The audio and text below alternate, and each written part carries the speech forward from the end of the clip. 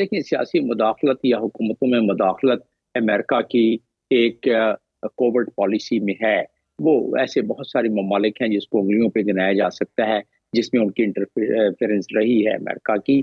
और वो उसमें उनकी military intervention IMF world bank उनके मिलिट्री मैनुअल में दिया हुआ है कि इन इदारों को भी इस्तेमाल करके अपने अहदाफ हासिल किया जाए। 47वां सदर अमेरिका की हिस्ट्री में वो वाहिद सदर है जो कि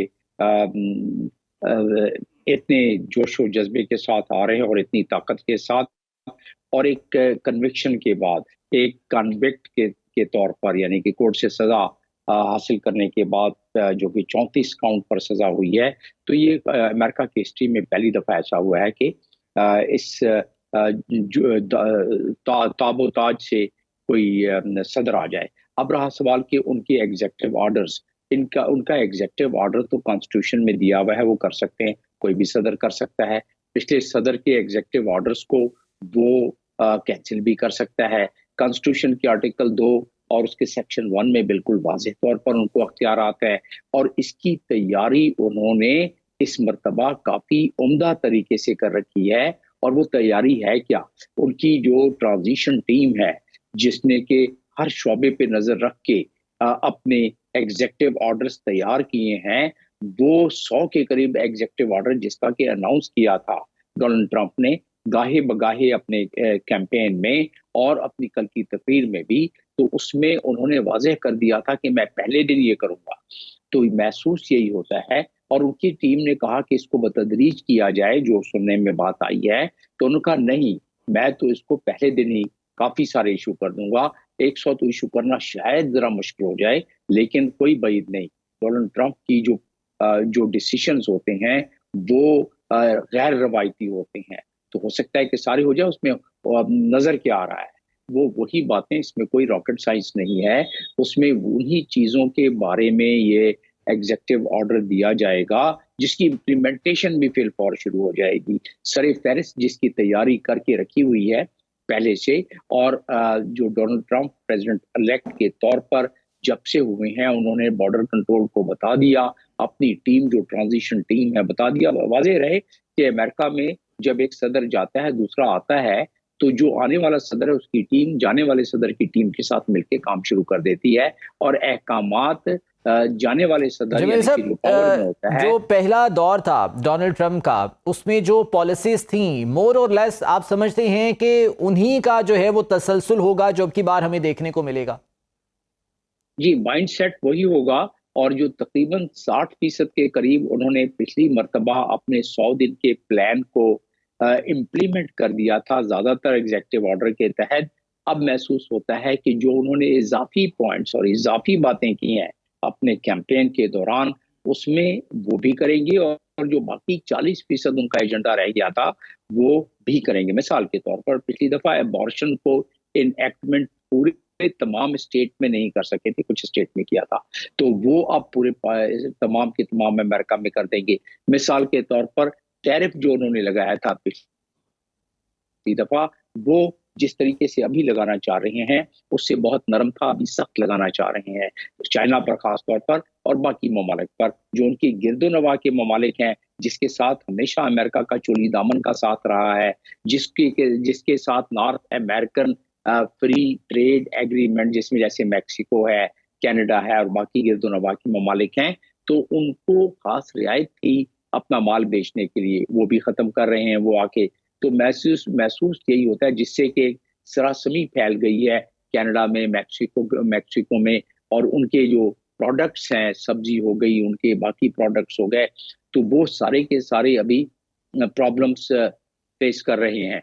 तो ये चीजें जो उनकी हैं, और साथ साथ जो करेंगे, वो 3 चीजें सर फहरिस्त हैं जिसके मुतालिक ज्यादातर एग्जेक्टिव ऑर्डर इशू हो जाएंगे आज रात को। वो है, जैसा मैं बता रहा था, कि वो मैस डिपोर्टेशन, जो उन्होंने कल भी बात की कि अमेरिका की तारीख में आपने नहीं देखा होगा कि इतने इलीगल या अनडॉक्यूमेंटेड लेकिन जमील साहब, ये मैस डिपोर्टेशन की जो आप बात कर रहे हैं, आप नहीं समझते कि ये अगर स्टार्ट किया जाता है तो ये प्रोग्राम मुश्किलात से खाली नहीं होगा, इस डॉलर्स का खर्चा भी होगा, और डेफिनेटली ट्रंप इंतजामिया को भी इसमें खासी मुश्किलात का सामना करना पड़ सकता है?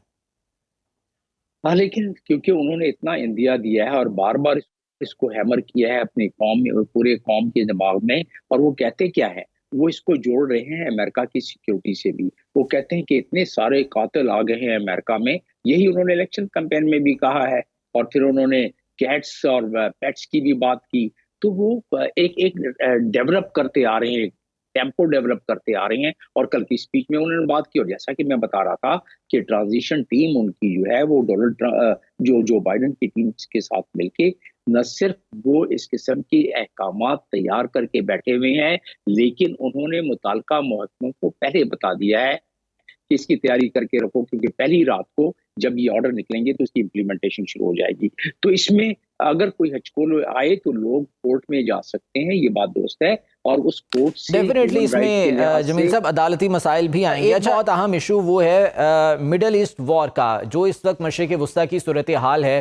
جنگ بندی معاہدے پر عمل درآمد تو شروع ہو چکا ہے، اور آبویسلی جو بائیڈن انتظامیہ نے جاتے جاتے یہ کریڈٹ لینے کی کوشش کی ہے، بلکہ لیا بھی ہے. ڈونلڈ ٹرمپ اس حوالے سے بیانات دیتے رہے ہیں، اور ان کی یہ کوشش ہے کہ یہ کریڈٹ ان کے حصے میں آئے. تو یہ مڈل ایسٹ آپ سمجھتے ہیں کہ وہاں کی صورتحال کچھ بہتر ہوگی، کوئی فرق پڑے گا وہاں پر؟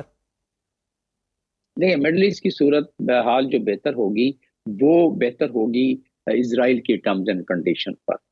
اور جو یوکرین کی صورتحال یا رشیا کے معاملات، جو یوکرین کی جنگ ہے، وہ وہاں کی حالت بہتر ہوگی یا جنگ بندی ہوگی، وہ رشیا کے ٹرمز اینڈ کنڈیشن پر ہوگی.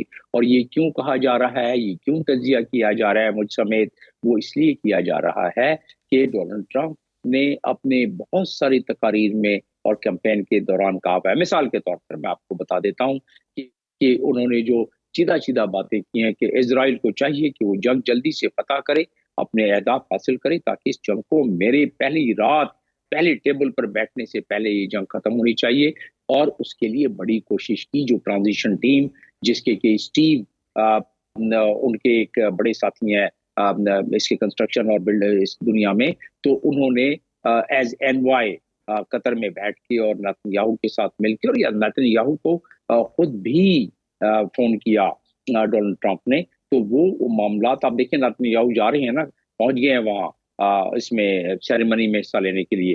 تو وہ اس کی وجہ سے جنگ تو بند ہو گئی، لیکن اب پہلا فیز محسوس ہوتا ہے جیسے شروع ہو چکا ہے کہ اس کی کافی حد تک تکمیل ہو سکتی ہے.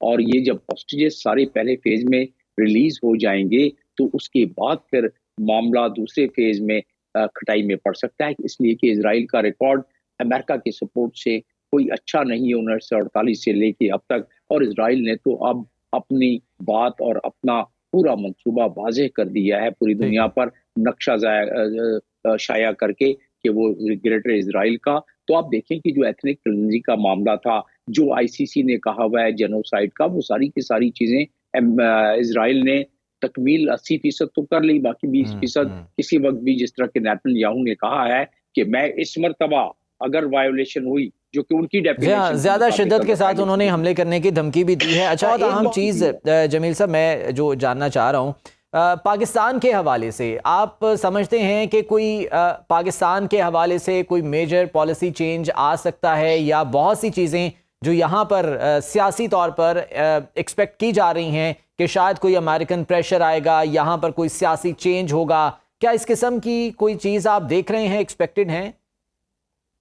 دیکھیں، سیاسی مداخلت یا حکومتوں میں مداخلت امریکہ کی ایک کوورٹ پالیسی میں ہے. وہ ایسے بہت سارے ممالک ہیں جس کو انگلیوں پہ گنایا جا سکتا ہے جس میں ان کی انٹرفیرنس رہی ہے امریکہ کی، اور وہ اس میں ان کی military intervention, IMF, world bank, ان کے ملٹری مینول میں دیا ہوا ہے کہ ان اداروں کو بھی استعمال کر کے اپنے اہداف حاصل کیا جائے. اس بات کو ادھر چھوڑتے ہوئے میں بات کرتا ہوں پاکستان کی. تو پاکستان میں اب امریکہ کا وہ انٹرسٹ نہیں رہا جو کہ کولڈ وار کے دوران تھا، سوویت یونین کے خلاف جب جنگ ہو رہی تھی، وار آن ٹیرر جب ہو رہا تھا، جب امریکن ٹروپس افغانستان میں تھے، تو وہ انٹرسٹ تو رہا نہیں. اب کیا انٹرسٹ رہ گیا ہے؟ ظاہر انٹرسٹ جب مدھم ہوا تو اس کے بعد پھر جو سیاسی ان کی مداخلت ہوا کرتی تھی، جس کی کہ ہم تصور لے کے بیٹھے ہوئے ہیں، تو وہ مداخلت بھی اب نہ ہونے کے برابر ہونی چاہیے اور ہوگی. تو یہ جو ہم ایک خوابوں کے محل تعمیر کر لیتے ہیں نا، وہ میں سمجھتا ہوں کہ فورن پالیسی میں اور ڈپلومیسی میں امریکہ کا وہ انٹرسٹ اب نہیں ہے، یہ آپ کا کہنا ہے.